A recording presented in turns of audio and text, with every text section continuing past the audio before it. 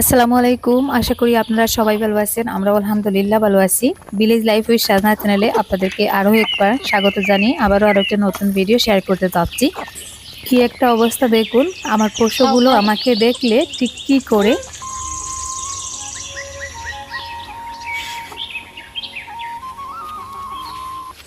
এসেছিলাম মুরগির খাবার নিয়ে, তো আমার ছাগলটা আমার সাথে লড়াই শুরু করে দিয়েছে। সে এখন মুরগির খাবারগুলো খেয়ে নিবে।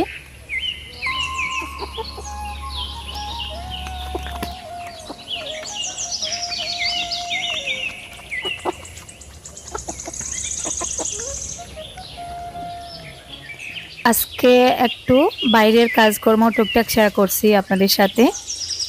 তো আমি এখন আমার সবজি বাগানে একটু কাজ করব। শিম গাছ লাগিয়েছিলাম, শিম গাছগুলোতে মাচা দেওয়া আছে, তবে মাচাতে উঠানোর জন্য গাছগুলোতে এখন আবার এভাবে বাঁশ পুঁতে দিতে হচ্ছে। এভাবে লম্বা লম্বা বাঁশ শিম গাছের সমান করে পুঁতে দিচ্ছি, যাতে ওই বাঁশগুলো দিয়ে বেয়ে বেয়ে শিমের গাছগুলো মাচায় উঠতে পারে।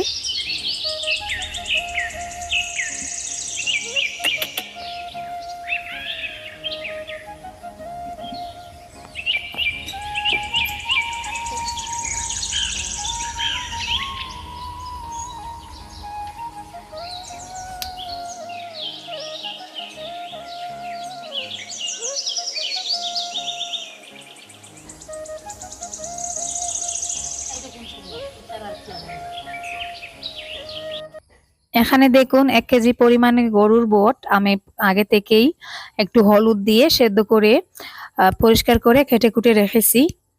এখন আমি এটা ভুনা করব।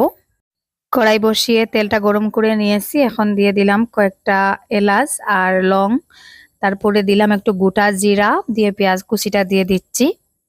পেঁয়াজটাকে এখন একটু ব্রাউন কালার করে ভেজে নিব।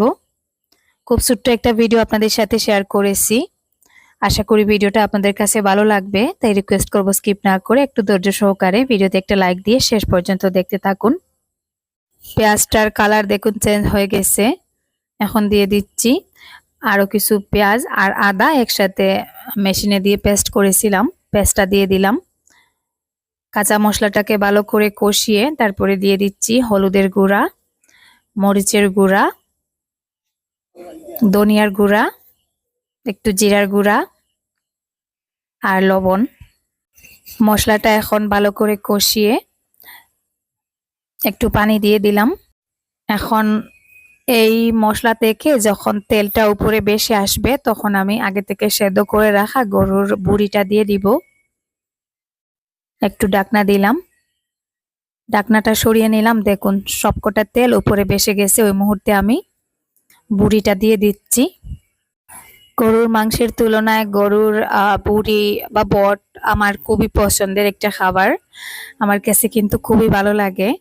আর আপনাদের কার কার পছন্দের খাবার কমেন্ট করে জানাতে পারেন।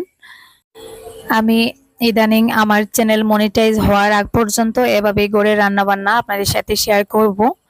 আর যখন আমার চ্যানেলটা মনিটাইজেশন হয়ে যাবে, মনিটাইজ পেয়ে যাব, তারপর থেকে আমি আবারও আমার বাইরে মাটির চুলায় রান্নাবান্না করে আপনাদের সাথে শেয়ার করব।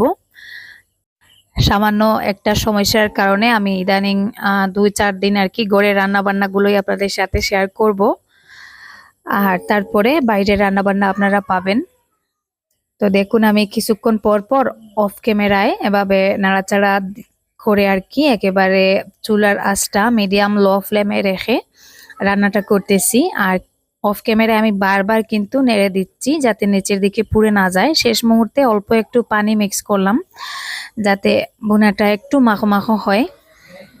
আবারও ঢাকনা দিয়ে দিব, আবারও ঢাকনা সরিয়ে কিছুক্ষণ পর পর নাড়াচাড়া করে ফাইনালি দেখুন আমার রান্নাটা হয়ে গিয়েছে। শেষ মুহূর্তে আমি একটু গরম মশলার গুঁড়া অ্যাড করেছি, তবে অফ ক্যামেরায় করে নিয়েছি। গরম গরম ভাতের সাথে এখন খেতে কিন্তু খুবই মজা লাগবে।